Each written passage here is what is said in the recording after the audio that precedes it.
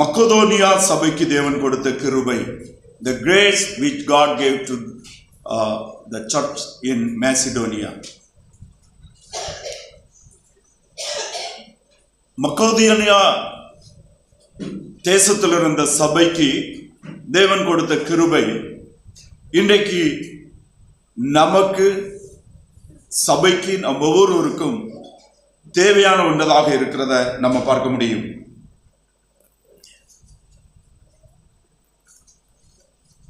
இந்த வேத பகுதியில் முதலாவது பார்க்கும்போது, அன்பின் சகோதரரே, மக்கதோனியா நாட்டு சபைக்கு தேவன் அளித்த கிருபையை உங்களுக்கு அறிவிக்கிறோம். அவர்கள் மிகுந்த உபத்திரவத்திலே சோதிக்கப்படுகையில் கொடிய தரித்திரமுள்ளவர்களாக இருந்தும் தங்கள் பரிபூர்ண சந்தோஷத்தினாலே மிகுந்த உதாரத்துவமாய் கொடுத்தார்கள் அப்படின்னு சொல்லி நம்ம பார்க்கிறோம். அப்போஸ்தலனாகிய பவுல் கொரிந்து சபைக்கு இந்த நிருபத்தை எழுதும்போது 8-9 அதிகாரங்கள்ல அந்த ஜெனரஸ் கிவிங், உண்மையை கர்த்தருக்கென்று கொடுக்கிறத பற்றி இந்த அதிகாரங்கள்ல எழுதுகிறாரு. எழுதும்போது அவர் ஏற்கனவே மக்கதோனியா, பிலிப்பு, தெசலோனிக்கா சபை விசுவாசிகள் அவர்கள் தானாகவே முன்வந்து அவர்கள் கர்த்தருக்கென்று உதாரத்துவமாய் செய்கிற காரியங்களை பார்த்து ஆவியிலே உணர்த்தப்பட்டு உற்சாகப்பட்டு அந்த விசுவாசிகளிடத்தில் இருந்த உற்சாகமான மனநிலை, உதாரத்துவமான ஆண்டவருக்கென்று கொடுக்கிற அந்த காரியங்களை அவர் சபைக்கு நிரூபமாக எழுதும்படியாக பரிசுத்த ஆவியானவர் நடத்தி எழுதுகிறத நம்ம பார்க்க முடியும். குறிப்பாக நம்ம இங்க பார்க்கும்போது, அந்த நாட்களில் இந்த சபைகள், மக்கதோனியாவில் இருந்த சபைகள், பிலிப்பு, தெசலோனிக்கா, பெரேயா பட்டணத்து சபைகள் மிகுந்த உபத்திரவங்களில் போயிட்டு இருந்தது. உபத்திரவம் என்று சொல்லும் போது எல்லா ரீதியிலும் பொருளாதார நெருக்கடிகள், மற்ற ஜனங்களிடத்திலிருந்து விசுவாசத்து நிமித்தம் அவங்களுக்கு வந்த நெருக்கங்கள், இழப்புகள், இப்படி பல கிறிஸ்துவ நிமித்தம், சுவிசேஷத்து நிமித்தம் மிகுந்த நெருக்கடியான போராட்டமான வேளையில இருந்த காலகட்டம். மக்கதோனியா சபையும் அப்படி மிகுந்த உபத்திரவத்தில் இருந்ததை நம்ம பார்க்க முடியும். அந்த நாட்களில் குறிப்பா எருசலேம்ல அந்த நாட்களில் ஒரு பஞ்சம் ஏற்பட்டது என்று சொல்லப்படுகிறது. அதோடு கூட விசுவாசிகள் மற்ற கிறிஸ்துவை ஏற்றுக்கொள்ளாத யூதர்களினால் அவர்கள் விரட்டப்பட்டது, வீடுகளிலிருந்து துரட்டப்பட்டது, ஆளுகிறவர்களாலும் யூத மத தலைவர்களாலும் அவர்கள் அநேக காரியங்களை இழந்தாங்க. இவ்விதமாக அந்த நாட்களில் எருசலேம் சபை மிகவும் வறுமையில இருந்தாங்க. அதாவது ஒரு நேர ஆகாரத்துக்கு கஷ்டப்படுகிற அளவுக்கு மிகவும் கஷ்டத்தில் இருந்தாங்க. ஸோ அந்த சூழ்நிலைகள் தான் அப்போஸ்தலனாகிய பவுலும் அவருடன் இருந்த மற்றவர்களும் அந்த எருசலேம் சபைக்கு அவர்களுடைய கொஞ்சம் உணவு உடைகளை அனுப்பும்படியாக அங்கே அவர்கள் இந்த சபைகளில், புறஜாதி சபைகளில் இருந்து உதாரத்துவமான காணிக்கைகளை எதிர்பார்த்தாங்க. அந்த நாட்கள் தான் இந்த மக்கதோனியா சபை எப்படிப்பட்ட நிலைமையில, எப்படிப்பட்ட எண்ணங்களோடு, எப்படிப்பட்ட நிலைமையில அவங்களுக்கு உதவி செய்தார்கள், காணிக்கைகள் அனுப்பினார்கள் என்பதை நம்ம இங்க பார்க்கிறோம். முதலாவதாக நம்ம பார்க்கும்போது, இந்த சபைகள் உபத்திரவ மத்தியிலும் அவருடைய விசுவாசத்தை குறித்து சாட்சி பெற்றிருந்தாங்க. விசுவாசத்துல மிகவும் உறுதியா இருந்தாங்க. நம்பிக்கையும் தைரியமுடையவர்களாக இருந்தாங்க. ஆண்டவராகிய இயேசு கிறிஸ்துவை குறித்த சுவிசேஷத்தை குறித்தும், இயேசு கிறிஸ்துவுடைய உண்மைகளை குறித்தும், கிறிஸ்துவை பின்பற்றி வாழுகிறதிலும் எந்த விதத்திலும் தளர்வடையாதபடி, உலக மாம்சத்தில் வந்த எந்த சோதனைகளிலும் சோர்ந்து போகாதபடி அவர்கள் தங்களுடைய விசுவாசத்துல மிகவும் உறுதியாக இருந்ததை நம்ம பார்க்க முடியும். உறுதியா இருந்தது மாத்திரமல்லாமல் அவர்கள் இங்க நம்ம பார்க்கும்போது பவுல் முதலாவது வசனத்துல சொல்லும் போது, அன்றைய சகோதரி, மக்கோதியானியா நாட்டு சபைக்கு தேவன் அருளின கிருபையை உங்களுக்கு அறிவிக்கிறோம். அவர்களுக்கு தேவன் அருளின கிருபையை உங்களுக்கு அறிவிக்கிறோம் அப்படின்னு சொல்லுகிறாரு. இன்றைக்கு கிறிஸ்தவத்துல நாம் தேவ கிருபையை குறித்து மேன்மை பாராட்டும் போது, எனக்கு ஆண்டவர் கிருபை செய்தார், நல்லவராய் இருந்தார், கிருபை உள்ளவராய் இருந்தார்.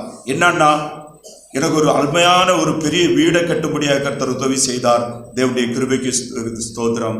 என்னுடைய பிள்ளைக்கு நல்ல வேலை கிடைக்க ஆண்டவர் உதவி செய்தார், அந்த தேவ கிருபைக்காக நன்றி செலுத்துகிறேன். எனக்கு ஆண்டவர் ஒரு பெரிய சம்பளத்துல உயர்வை தந்தாரு, எனக்கு அதை தந்தாரு. இப்படி அநேக நன்மைகள், உலக ஆசீர்வாதங்கள், இவைகளை நாம் பெற்றுக்கொள்கிறதை தேவனுடைய கிருபை என்று நாம் மேன்மை பாராட்டுவோம். தப்பு கிடையாது. நன்மையான ஈவுகள் எல்லாம் ஜோதிகளின் பிதாவாகிய தேவனிடத்திலிருந்து நமக்கு அருளப்படுகிறது என்பது உண்மை. ஆனால் மக்கோதனியா சபை விசுவாசிகள் மேன்மை பாராட்டின தேவ கிருபை என்டையர்லி டிஃபரண்ட். அது மிகவும் வித்தியாசமானது. அது என்னன்னா, அவர்களுக்கு பயங்கர நெருக்கம், பயங்கர குறைவு, அவர்கள் மிகவும் குறைவுடையவர்களாக இருந்தார்கள். இங்கே நான் பார்க்கும்போது 2வது வசனத்துல கொடிய தரித்திரம் உள்ளவர்களாக இருந்தும், அவர்களும் மக்கோதியானில் இருந்த சபைகளும் கொடிய தரித்திரம், ரொம்ப கஷ்டம்.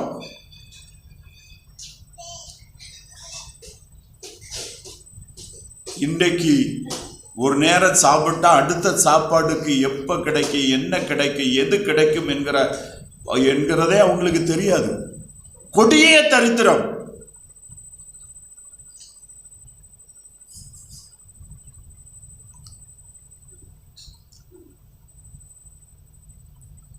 இன்றைக்கு வாழுகிற சமூகத்திற்கு தரித்திரம் என்றால் என்னன்னு தெரியாது. இன்றைக்கு வாழக்கூடிய இருக்கிற சமூகம் வறுமை, தரித்திரம், கஷ்டம்னா என்னன்னு தெரியாது. அந்த அளவு இன்றைக்கு பொருளாதார ஆசீர்வாதங்கள் இருக்கிறது. ஆனா முன்ன காலத்துல ஒருவேளை ஒரு 60-65 வயசு இருக்கிறவங்களுக்கு கொஞ்சம் தெரியும், எங்களுக்கெல்லாம் கொஞ்சம் தெரியும். நாங்கள் சிறு பிள்ளைகளாக இருக்கும்போது அநேக குடும்பங்கள்ல ஒரு நேர உணவு கூட இருக்காது. பிள்ளைகள் பசியினால நடந்து அங்கே தூர, இந்த அப்போதெல்லாம் கிராமங்கள்ல ஒரு 10-15 வீடு சேர்ந்திருக்கும், மற்ற இடங்களெல்லாம் அப்படியே நிலங்களாக மேடுகளும் பள்ளங்களும் அப்படி இருக்கும். அப்படியே 2-3 நேரம் நடந்து அப்படியே போவாங்க. அங்கே இருக்கக்கூடியதான காட்டு காய்கறிகள், இலைகள், இவைகளை பறிச்சு சாப்பிடுவாங்க. நாங்கள் எங்களுடைய சின்ன ஸ்டேஜில் பார்த்துருக்கிறோம். அப்போதான் அங்கே போகும்போது பசியினால திருடுறது, மிகுந்த பசியினால ஏதாவது தோட்டத்தில் போய் ஒரு வெள்ளரிக்காயை பறித்து சாப்பிட்டுருவாங்க, குக்கும்பர், அதுபோல் கிழங்கு பயிரிட்டு இருப்பாங்க, அதில் போய் ஒன்று எடுத்து சாப்பிட்டுருவாங்க, பசியை அடக்கிக் கொள்வதற்கு. நம்முடைய தேசமும் அப்படி இருந்தது. ஆனால் இன்றைக்கு அப்படி கிடையாது. இன்றைக்கு தரித்திரம் என்னவென்றால் இன்றைக்கு பிள்ளைகளுக்கு புரியாது, வாலிபர்களுக்கு அது புரியாது. தரித்திரம்னா என்னன்னு புரியாது. ஆனால் ஒவ்வொரு காலகட்டத்தில் இன்றைக்கும் பல ஆப்பிரிக்கன் கண்ட்ரீஸில் இந்தியாவில் வட மாநிலங்களில் அப்படிப்பட்ட கஷ்டங்கள், மிகுந்த உணவுக்கு கஷ்டப்படுகிற மக்கள் இருக்கிறாங்க. மக்கோதேனியா சபை அந்த நாட்கள் அவங்களுடைய நிலைமை கொடிய தரித்திரம் உள்ளவர்களாய் இருந்தார்கள். அப்படி கொடிய தரித்திரம் உள்ளவர்களாய் இருக்கும்போது அந்த சூழ்நிலையில அவங்க ஆண்டவருக்காக மிகுந்த உதாரத்துவமாய் கொடுத்தார்கள் என்று பார்க்கிறோம். அதுதான் தேவ கிருபை. அதுதான் தேவன் அவர்களுக்கு கொடுத்த அந்த கிருபையினுடைய உணர்வு. அவர்களுக்கு பரிசுத்த ஆவியானவர். அவைகள் நமக்கு இப்படி இருக்கிற வேளையிலும் ரொம்ப கஷ்டப்பட்டு கொஞ்சம் உணவு இருக்கிறதுலே அதுல இருந்து கொஞ்சத்தை எடுத்து கர்த்தர்க்கென்று பிரித்து வைத்து அதை விட கஷ்டப்படுகிற பஞ்சத்தினால் உணவு இல்லாத இருக்கிற மக்களுக்கு கொடுத்தனுப்பக்கூடியதான சூழ்நிலை. இன்றைய அநேக விசுவாசிகள் அவர்களுக்கு ஆண்டவருக்காக செய்யக்கூடிய வாய்ப்பு கொடுக்கப்படும் போது எனக்கு என்ன இருக்கு கொடுக்கிறதுக்கு, எனக்கு இன்றைக்கு எனக்கு ஆண்டவர் அதை தரல இதை தரலன்னு சொல்லிட்டு கம்ப்ளைண்ட் பண்ணக்கூடிய மனநிலையில தான் இன்றைக்கு ரட்சிக்கப்பட்ட விசுவாசிகள் இருக்கிறாங்க அநேகர். ஆண்டவராகிய இயேசு கிறிஸ்துவிலே விசுவாசமாயிருக்கிற நாம்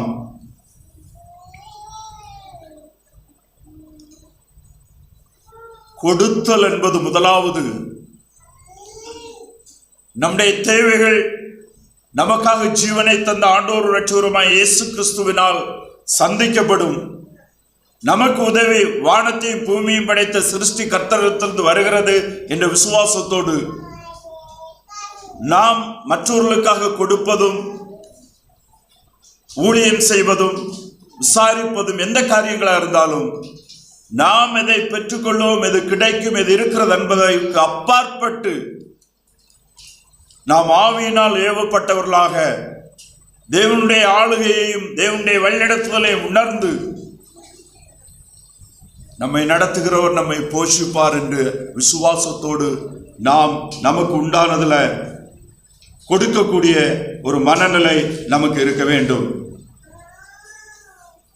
அந்த மக்கதோனியா சபைகளுடைய விசுவாசிகளுடைய மனநிலை தான் அங்க பரிசுத்த ஆவியாகிய தேவன் அவர்களுடைய மனதிலும் இருதயத்திலும் ஆளுகை செய்து அப்படிப்பட்ட ஒரு ஜெனரஸ் கிவிங்கான ஒரு வாஞ்சை அவர்களுக்குள்ளால ஏற்படுத்தினது என்பதை நம்ம பார்க்க முடியும்.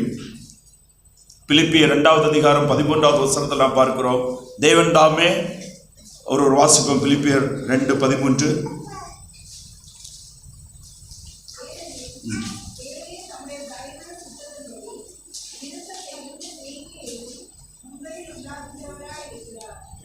தேவன் தாமே தம்முடைய செய்கைகளின்படி விருப்பங்களை செய்கைகளையும் உங்களில் உண்டு பண்ணுகிறவராய் இருக்கிறார் என்று சொல்லுகிறத நம்ம பார்க்க முடியும். சம்பூர்ணத்தில் இருந்தல்ல, மிகுந்த தரித்திரத்தில் கொடிய தரித்திரமுடையவர்களாக இருந்தும்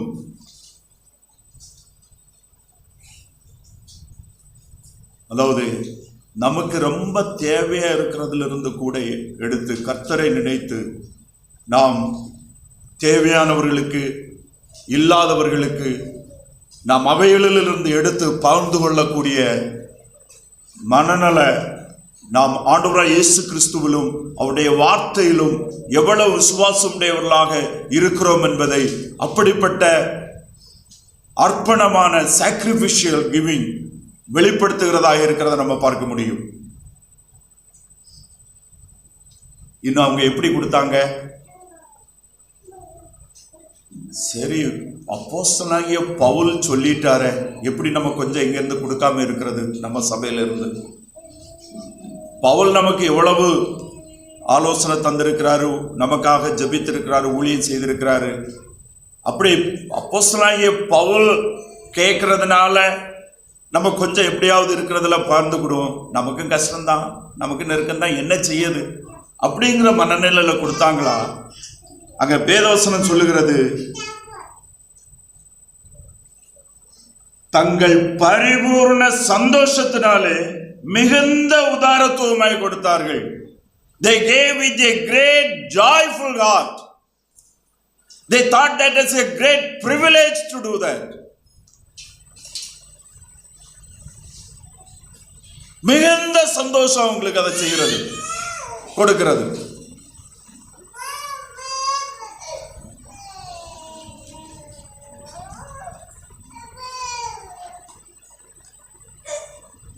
Very generously. அதாவது நீங்க பாருங்க, அது ஆண்டவருக்காக ஆண்டவருடைய பிள்ளைகள் நம்மை விட எருசலேமிலே பஞ்சத்தினாலும் உபத்திரவத்தினாலும் ஆகாரம் இல்லாம பட்டினியா இருக்கிறாங்க. நம்மகிட்ட கொஞ்சம் இருக்குது, அதுல இருந்து கொஞ்சம் எடுத்து பிரித்து வைத்து அந்த அவர்களுக்காக சேர்க்கப்படுகிற அந்த பொருட்கள் எருசலேமுக்கு சேர்க்கப்படுகிறதுல நாம் கொடுக்க வேண்டும். அந்த கொடுக்கிறதுல அந்த சபை மிகுந்த சந்தோஷமாய் அதை அவர்கள் செய்ய முன்வந்தார்கள் என்று நாம் அங்கே பார்க்கிறோம்.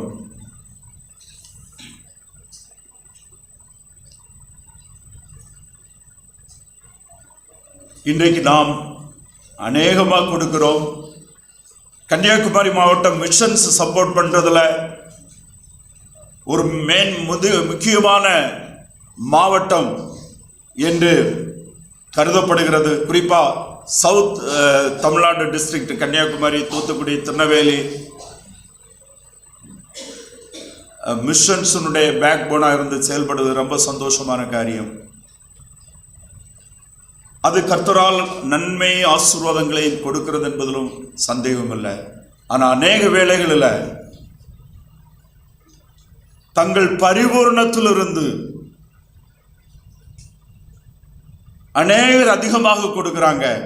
ஆனா இங்க நம்ம பார்க்கும்போது இந்த இடத்துல நம்ம ஒரு பாரடாக்ஸை பார்க்கிறோம், ஒரு முரண்பாடு. தங்களுடைய பரிபூர்ணத்தில் வந்த தங்களுடைய இல்லாமையிலிருந்து, மிகுந்த தரித்திரத்திலிருந்து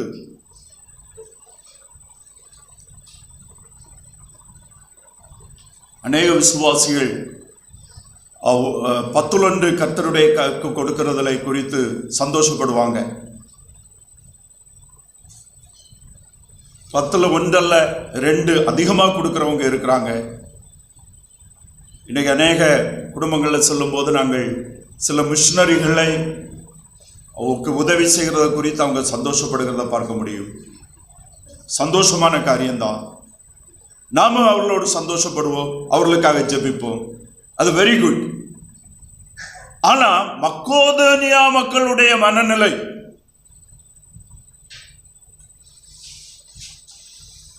எப்படிப்பட்டதா இருந்தது? இனி அநேக விசுவாசிகள் மற்றவர்கள் கொடுக்கும்போது என்கிட்ட இல்லை, நான் எப்படி கொடுக்க முடியும்? எனக்கு என்ன இருக்குது? எனக்கு என்ன ஆண்டவர் தந்திருக்கிறாரு? எனக்கு பிள்ளைக்கு வேலை இல்லை, எனக்கு வீடு இல்லை, எனக்கு கார் இல்லை, எனக்கு அப்படின்னு சொல்லிட்டு எனக்கு கொடுக்க முடியாது என்று நினைக்கிற மக்கள் இருக்கிறாங்க. மனுஷனுடைய பார்வையில, நம்முடைய அறிவுக்கு, சமூக சூழ்நிலைக்கு அது ஒத்து போகலாம். ஆனா தேவ சித்தத்திற்கு, நாம் விசுவாசிக்கிற தேவனுடைய ஆளுகை, அவருடைய நடத்துதல், அவர் எப்படிப்பட்டவர், அவரை குறித்த அறிவு, அவரை குறித்த புரிந்து கொள்ளுதல் நமக்கு எப்படிப்பட்டதாக இருக்கிறது, அதை சார்ந்து நம்முடைய கொடுத்தல், அதை சார்ந்து நம்ம ஆண்டவருக்காக செயல்படுகிற காரியங்கள், பொருளாதார பணம் அல்ல, நம்முடைய நேரத்தை கொடுத்தல், நாம் ஒருவரிடத்துல ஆறுதல் கூறுதல், ஜெபித்தல், பல விதத்துல நம்முடைய டைமை ஸ்பெண்ட் பண்றது, இவைகளெல்லாம் நம்ம பார்க்கும்போது நம்ம கூட சொல்லலாம், என்ன யாரும் கண்டுகிடல, அப்ப நம்ம எப்படி கண்டுகிட முடியும்? அப்படிப்பட்ட சூழ்நிலைகள் நமக்கு எல்லாருக்கும் தோன்றக்கூடியதான். ஆனா மக்கோதோனியா மக்களிடத்திலிருந்து நாம் கற்றுக்கொள்ளுகிற காரியம், அங்கே மிகுந்த உபத்திரவத்திலும் பரிபூர்ண சந்தோஷத்தினாலே மிகுந்த உதாரத்துவமாய், ஜெனரஸ்லி அவங்க கொடுத்தாங்க என்பதை நம்ம பார்க்கிறோம். அது மிகுந்த சந்தோஷமாய் அவர்கள் கொடுத்த அந்த காரியத்தை பார்க்கிறோம். அது அவர்களுக்கு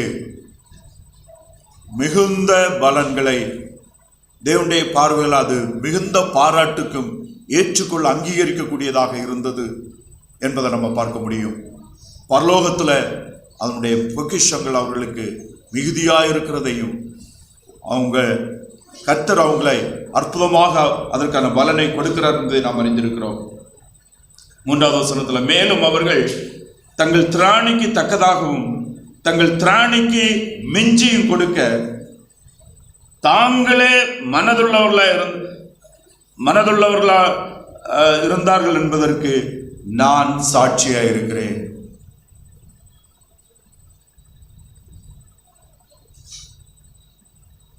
அவங்க willingly and cheerfully, ரொம்ப சந்தோஷமாய் மனது பூர்வமாய் அவங்க அதை செய்தாங்க. நான் அதுக்கு சாட்சியாக இருக்கிறேன். திராணிக்கு மெஞ்சியும் கொடுக்க தாங்களே மனதுள்ளவர்களாக இருந்தார்கள். இந்த இடத்துல 2 காரியம் பார்க்கிறோம். there is no outside force, எந்த விதமான தூண்டுதல்களும் இல்லாதபடி தாங்களே அவங்களுடைய இருதயத்திலிருந்து, உள்ளத்தின் ஆழத்திலிருந்து வந்த உணர்வு,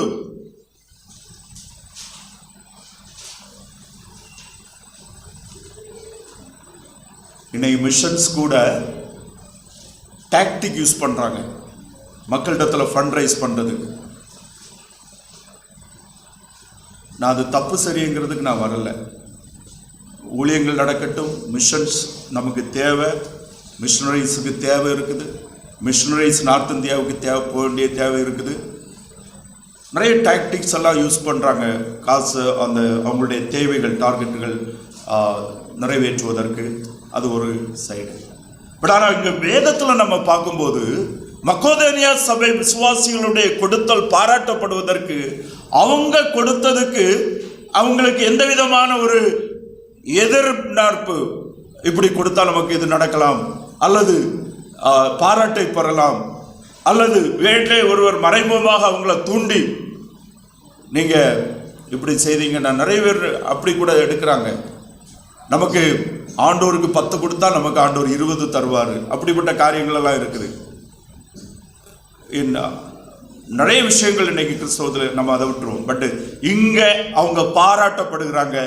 அவங்களுடைய பாராட்டுதல் எதனால வந்துன்னு சொல்லும்போது, அவங்களுக்கு எந்த விதமான ஒரு அவுட் சைட் ஃபோர்ஸ், வெளியிலிருந்து எந்த விதமான ஒரு தாக்கங்களும், அவங்களுக்கு தூண்டுதல்களும், ஒரு அவங்களுக்கு உலகத்தில் நன்மைகள் உண்டாகும் என்கிற எந்த பெருமைகள் உண்டாகும் என்கிற எந்த தூண்டுதலும் இல்லாதபடி, அவங்களே பரிசுத்தாவியானவர் கொடுத்த உணர்வின்படி அவங்க சுவிசேஷத்தை குறித்தும் கிறிஸ்துவை குறித்தும், கிறிஸ்துவனுடைய ஊழியம் என்றால் என்ன, it is the ministry, the gospel ministry is the heart of God, it comes from the heart of God என்கிறத அந்த காரியத்தில் தேவனுடைய இருதயம் அதுக்கு உட்பட்டதா இருக்கிறது என்பதை அவங்க புரிந்து கொண்டு, அந்த தேவ இருதயத்தினுடைய சித்தத்தோடு இணைந்து மனப்பூர்வமாய் தாங்களே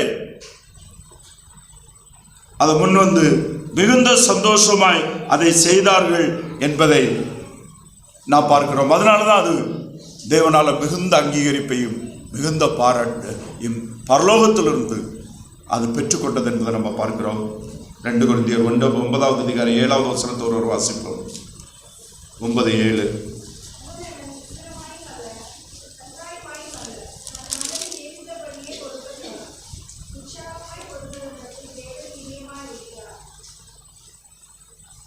இது தொடர்ச்சியாக தான் இந்த 8-9 அதிகாரம் முழுவதுமே கிரேஸ் ஆஃப் கிவிங்கை பற்றி தான் பவுல் பேசிட்டு வராரு. அங்க சொல்லுகிறாரு, அவனவன் விசனமாயும் அல்ல கட்டாயமாயும் அல்ல, தன் மனதில் நியமித்தபடியே கொடுக்க கடவன், உற்சவமாய் கொடுக்கிறவனிடத்தில் தேவன் பிரியமாயிருக்கிறார். மிக தெளிவாக இங்க மக்கோதேனியா சபையினுடைய விசுவாசிகளுடைய கொடுத்தலை குறித்து பரிசுத்த ஆவியானவர் சபைகளுக்கு, நமக்கும் கிறிஸ்துவுடைய 2வது வருகிற சபைக்கு அவைகளை மாதிரியாக நமக்கு தந்துட்டு போயிருக்கிறாங்கன்னா, அது எவ்வளவு தேவனுடைய பார்வையில மேன்மையானதாக கருதப்பட்டது என்பதை நம்ம பார்க்க முடியும். ஆண்டவராய் இயேசு கிறிஸ்து இந்த உலகத்தில் இருக்கும்போது ஒருவர் கொடுத்தது பாராட்டப்பட்டதை நம்ம பார்க்க முடியும். மார்க் எழுதின சுவிசேஷம் 12வது அதிகாரம் 41 45 வரை உள்ள வசனங்களை வாசிப்போம். ஒரு வாசிப்போம். Mark chapter 12 reading from verse 41 to 45.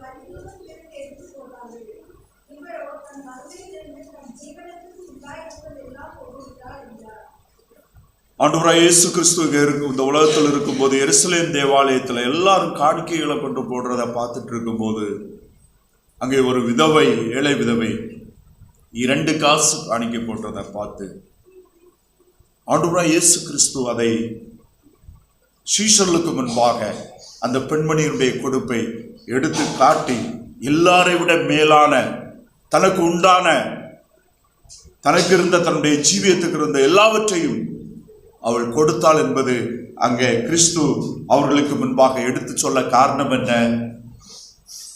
நம்முடைய அன்றைக்கு சீஷர்களுக்கும் இன்றைக்கு நமக்கும் கிறிஸ்துவிலே விசுவாசமாக இருந்த அவரை பின்பற்றுகிற நம்முடைய கிவிங், கொடுத்தல் எப்படிப்பட்டதாக இருக்க வேண்டும் என்பதைத்தான் ஆண்டவராய் இயேசு கிறிஸ்து அங்கே மாதிரியாக காட்ட முடியும். இன்னும் நாம் ஆண்டவராய் இயேசு கிறிஸ்து நமக்காக செய்த இதை நாம் பார்க்கும்போது எபிரேயர் 12வது அதிகாரம் 2வது வசனத்தோடு ஒரு வாசிப்போம். Hebrew chapter 12 verse 2. எபிரேயர் 12:2.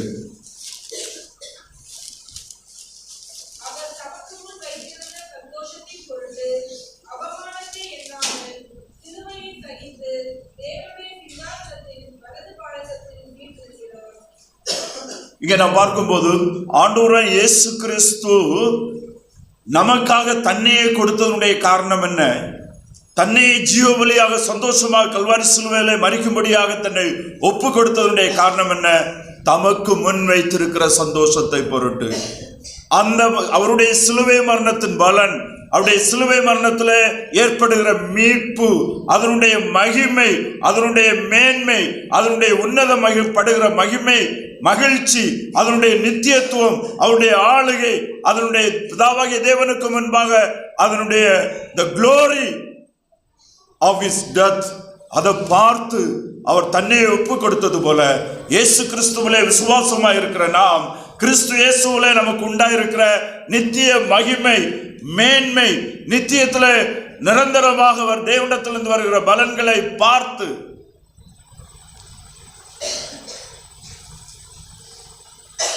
நம்முடைய விசுவாசிகளுடைய வாழ்க்கை முழுவதுமே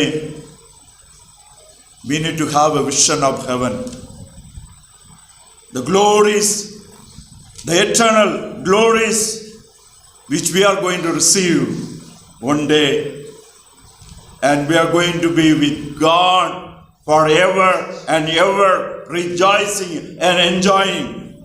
அவருடைய நித்திய காலமாக அவருடைய மகிமையில இருந்து நாம் சந்தோஷப்படுகிற அந்த சந்தோஷங்களுக்கான பலன்கள் நாம் இந்த உலகத்தில் இருக்கும்போது நாம் எப்படி வாழுகிறோம், எதை செய்கிறோம் என்பதை சார்ந்து கிறிஸ்துவும் அவருடைய சிலுவை மரணத்தினால் வருகிற பலனை, அவருடைய நித்திய மேன்மையை நினைத்து, அதான் தமக்கு முன்வைக்கப்பட்டிருந்த சந்தோஷத்தின் பொருட்டு நமக்கு பரலோகத்தில் நமக்கு வைக்கப்பட்டிருக்கிறதான மாறாத நித்திய சந்தோஷத்தை நினைத்து, நித்திய ஆசீர்வாத மகிமையை நினைத்து, நாம் இவைகளினால நித்தியத்தில் மிகுந்த பலன்களை பெற்றுக்கொள்வோம் என்கிறதை விசுவாசித்து, அந்த விசுவாசம் நாம் உலகத்தில் அவருக்காக நாம் செய்ய, வாழ, கொடுக்க நாம் முன்வர வேண்டும். நம்முடைய இருதயம் நம்மை தூண்ட வேண்டும், நம்முடைய மனம் உற்சாகமடைய வேண்டும். கிறிஸ்துவிலே விசுவாசமாக இருக்கிற நாம் ஒவ்வொருவருக்கும் ஒரு நித்திய மகிழ்ச்சி, நித்திய மேன்மை, நாம் இந்த உலகத்தில் வாழ்வதற்கான பலன்கள் நமக்கு வைக்கப்பட்டிருக்கிறது என்பதை நம்ம பார்க்கிறோம். இன்று நாம் பார்க்கும்போது அவங்களுடைய தகுதிக்கு அதிகமாக, பியாண்ட் தேர் எபிலிட்டி. அதான் தேவனால பாராட்டப்படுகிறது. லூக்கா எழுதின சுவிசேஷம் 6வது அதிகாரம் 38வது வசனத்தை ஒருவர் வாசிப்போம்.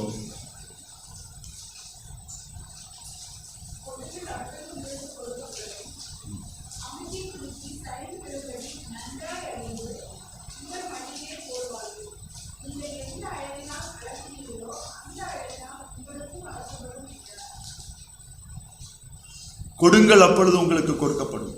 நீங்கள் எந்த அளவினால் அளக்கப்படுகிறீர்களோ அந்த அளவினால் உங்களுக்கு அளக்கப்படும். இந்த வசனங்களை நம்முடைய அறிவுக்கு உட்பட்டு எடுத்துக்கொள்ள முடியாது. Beyond our knowledge and imagination, it's a God by His grace generally, by seeing our generous giving, by seeing our heart and mind, how we are joyful, grateful, how much we are generous before God என்பது ஆண்டவர் அறிந்து அவர் நித்திய மகிழ்ச்சிக்காகவும் உலகத்திலும் ஆண்டவர் தேவன் நம்மை ஆசீர்வதிக்கிறார் என்பதை நாம் புரிந்து கொள்ள வேண்டும். தயவு செய்து விசுவாசிகள் கட்டாயப்படுத்தப்படுகிறதுனால மற்றவர்களுக்கு முன்பாக சமூக மேன்மைக்காக ஆண்டோடைய காரியங்களுக்கு செய்கிறதை நிறுத்திக் கொள்வது நல்லது.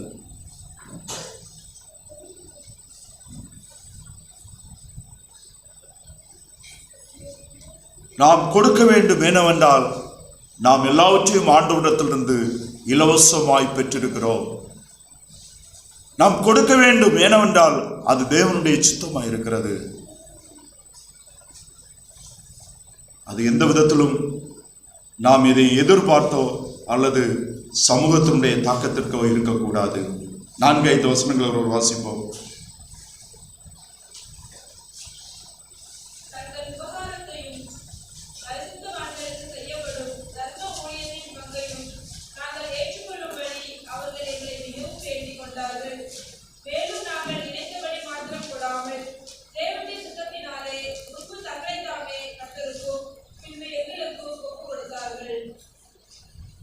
நாலாவது வசனத்துல பாருங்க, அவங்களுடைய ஸ்பிரிட் ஆஃப் கிவிங்க பாருங்க.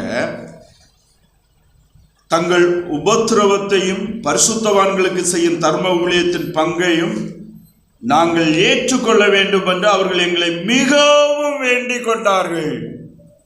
பவுல் சொல்றாரு, மக்கெதோனியாவில் இருக்கிற சபைகள் தரித்திரத்தில் இருக்கிறாங்க, கஷ்டத்துல இருக்கிறாங்க. அவங்களிடத்துல இருந்து சில உதவிகளை பெற்றுக்கொள்வது எங்களுக்கே கஷ்டமா இருந்தது. ஆனா அந்த சபை மக்கள் மிகுந்த சந்தோஷமாய் தங்களுடைய தரித்திரத்திலிருந்து எடுத்து வச்சு எருசலேமில் இருந்த பரிசுத்தவான்களுடைய தேவைகளை அறிந்து அவரிடத்துக்கு எங்களிடத்திலிருந்து நிச்சயமா ஒரு பங்கு, நாங்கள் சாப்பிட்றதுல ஒரு பிடி அவங்களுக்கு போய் சேரணும். அவங்களுடைய வறுமையை போக்குகிறதுல நாங்களும் பங்குள்ளவர்களாக இருக்க வேண்டும் என்ற மிகுந்த உதாரத்துவமாய் அப்போஸ்தலர் கட்டாயப்படுத்தி அவங்க கொடுத்ததை நம்ம பார்க்கிறோம். பரிசுத்தவான்களுக்கு செய்யப்படும் தர்ம ஊழியத்தின் பங்கு. பரிசுத்தவான்கள் யாரு? எருசலேமில் இருந்த விசுவாசிகள். பஞ்சத்தினாலும் உபத்திரவத்தினாலும் எல்லாவற்றையும் இழந்து ஒன்றுமில்லாதபடி, அனிதின உணவும் உடையும் இல்லாதபடி கஷ்டப்பட்டுட்டு இருந்த விசுவாசிகள். அந்த பேக்ரவுண்டை தான் யாக்கோபு நிருபத்தில் எருசலேமில் இருந்த சபை லீடர் போதகர் அதை அவர் சொல்லுவார். உணவு இல்லை, அனிதின உடை இல்லை, அனிதின ஆகாரம் இல்லாமல் கஷ்டப்படுகிறவங்க அதை பற்றி யாக்கோபு 2வது அதிகாரத்தில் கொஞ்சம் அதிகமாக எழுதுவார், அவங்களுக்கு கொடுக்கிறத பற்றி. ஸோ இங்கே மக்கெதோனியா சபை விசுவாசிகள் கட்டாயப்படுத்துறாங்க. ஒருவேளை அவங்க நினைச்சிருப்பாங்க நம்ம கஷ்டப்படுறோம்னு பார்த்து ஒருவேளை அப்போஸ்தலர்கள் இந்த கலெக்ஷன்ல நம்மளை விட்டுருவாங்க, நிச்சயமா அதுக்கு அனுமதிக்க கூடாது. எப்படியாவது நம்முடைய சார்பிலும் அந்த எருசலேமில் இருக்கிற பரிசுத்தவான்களுக்கு ஒரு நேர பசியாவது ஆற்றுற காரியத்தை நம்ம செய்யணும். இல்லைன்னா சில நாட்களுடைய ஆகாரம் நம்மிடத்திலிருந்து கொண்டு போகப்பட வேண்டும் என்று மிகுந்த வாஞ்சியோடு அவர்களை கட்டாயப்படுத்தி அனுப்புறதை நம்ம பார்க்க முடியும். ஸோ அவங்க இந்த இடத்துல நம்ம பார்க்கும்போது அவங்களுடைய சந்தோஷம், அவங்களுடைய அந்த வாஞ்சை, the spirit of enthusiasm in giving.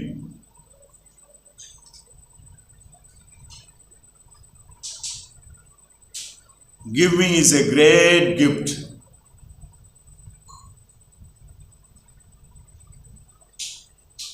அதான் இங்க Paul it's a grace. It's a grace. அது அப்போஸ்தலனாகிய பவுல் சொல்லும்போது வாங்குகிறதை பார்க்கலும் கொடுக்கிறதே மேல்.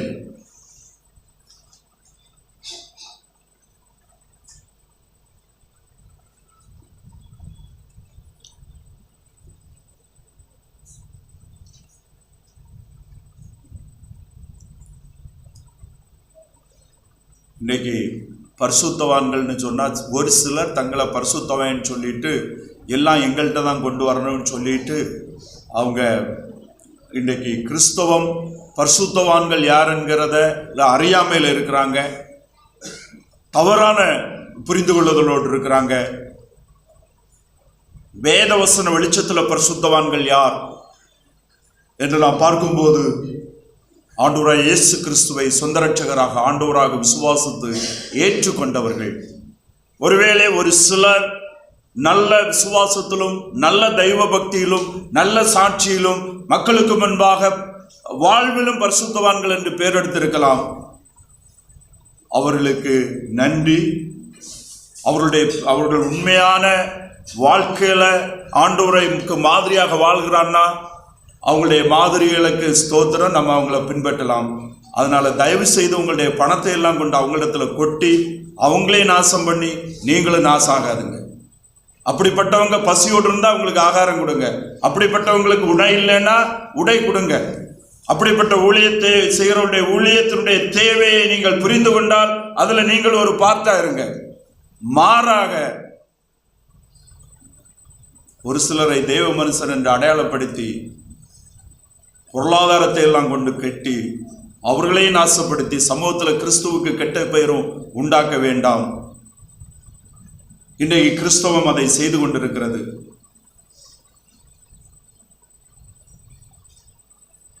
தயவு செய்து வேதவசன வெளிச்சத்தினுடைய புரிந்து கொள்ளுதலோடு நம்முடைய கொடுத்தலும் நம்முடைய செயல்பாடுகளும் கர்த்தரை சார்ந்து வேத வசனம் கற்றுத்தருகிற உண்மைகளின் அடிப்படையில் கர்த்தருக்கு மகிமையாக அமையட்டும். அவர்கள் மிகுந்த வாஞ்சியாக கொடுத்தார்கள் என்று நம்ம பார்க்கிறோம்.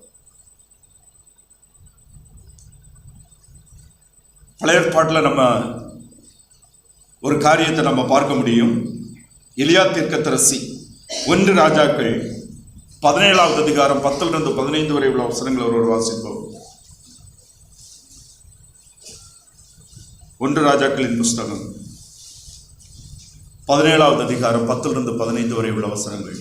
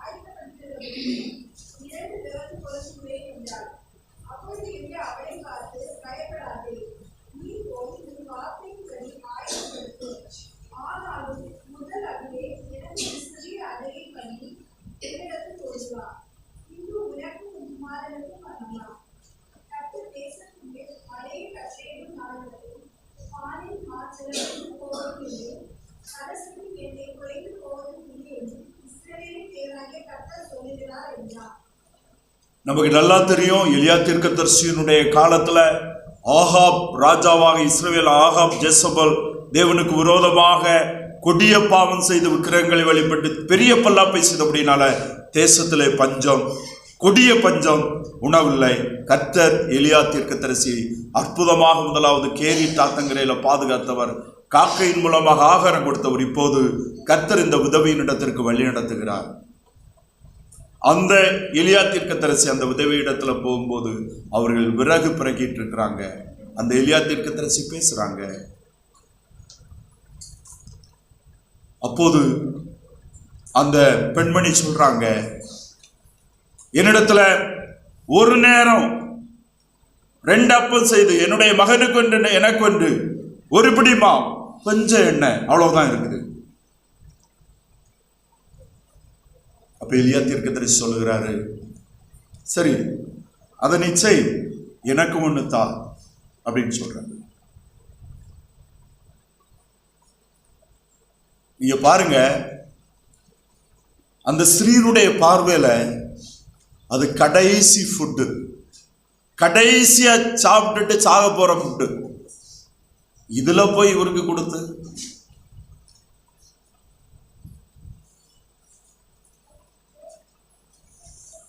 இனி உலகத்துல ஒண்ணுமே இல்லை, இதுல போய் ஒரு தர்மம், இதுல போய் ஒரு நன்மை. நம்ம என்ன நினைக்கலாம்,